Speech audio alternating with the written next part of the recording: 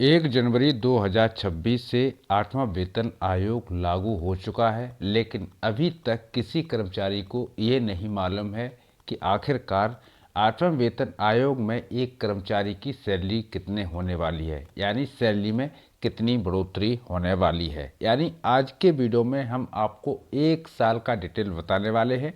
कि 1 जनवरी 2025 में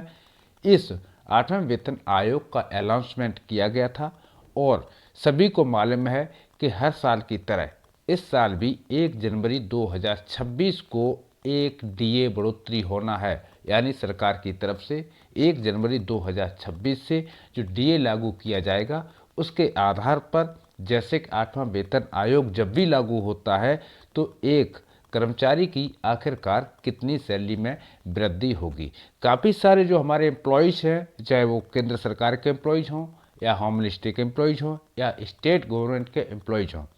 सभी के दिमाग में बस एक ही सवाल चल रहा है कि आखिरकार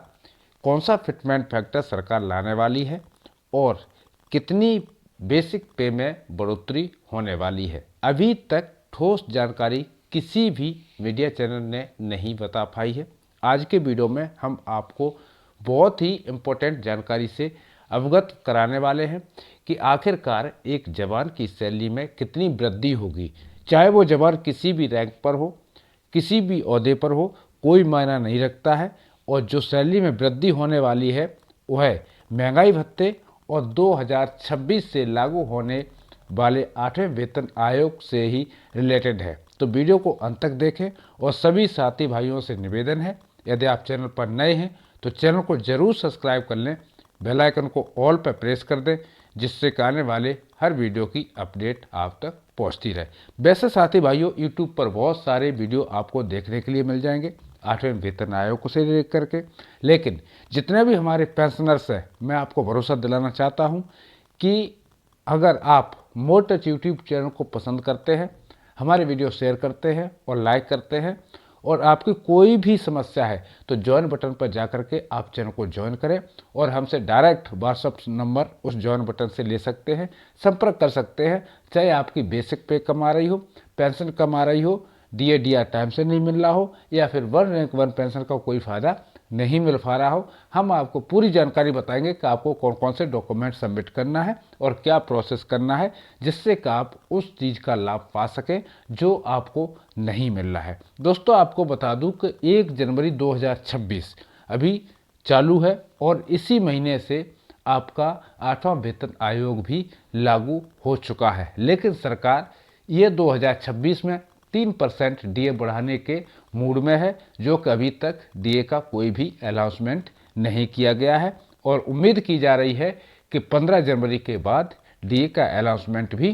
कर दिया जाएगा। अब बात करते हैं कि 8वें वेतन आयोग में कितनी सैलरी की बढ़ोतरी होगी और 1 जनवरी 2025 से और 1 जनवरी 2026 तक 8वां वेतन आयोग पर क्या क्या वर्कआउट हुआ है। तो आपकी जानकारी के लिए बता दूं कि 1 जनवरी 2025 यानी जनवरी 2025 में दिल्ली के इलेक्शन थे। उस समय सरकार ने 8वां वेतन आयोग का गठन किया था, यानी अनाउंसमेंट किया था, लेकिन अनाउंसमेंट करने के बाद में 1 मई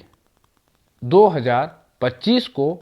सरकार ने उस पर एक और अपडेट जारी किया कि ये जो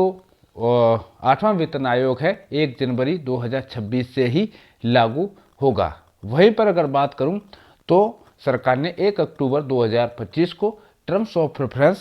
का गठन किया और 3 नवंबर 2025 को सरकार ने टर्म्स ऑफ रेफरेंस को जारी किया। वहीं अक्टूबर महीने में सरकार ने 8वें वेतन आयोग को लेकर के कमेटी का गठन किया और मेंबरों को नियुक्त किया। यानी 8वें वेतन आयोग को लेकर के सरकार ने 1 साल के अंदर 3 से 4 प्रोसमेंट किए हैं, जो कि एक 8वां वेतन आयोग क्लियर हो गया है कि 100% अब 8वां वेतन लागू होना ही होना है। लेकिन कर्मचारियों की जो उम्मीदें हैं, कर्मचारियों की जो सोच है वह इस प्रकार है। हर कर्मचारी ये चाहता है कि आखिर हमारी सैलरी में कितनी वृद्धि होगी, हमारी सैलरी कितनी बढ़ेगी। जैसे कि काफ़ी सारे न्यूज़ चैनलों पर फिटमेंट फैक्टर को लेकर के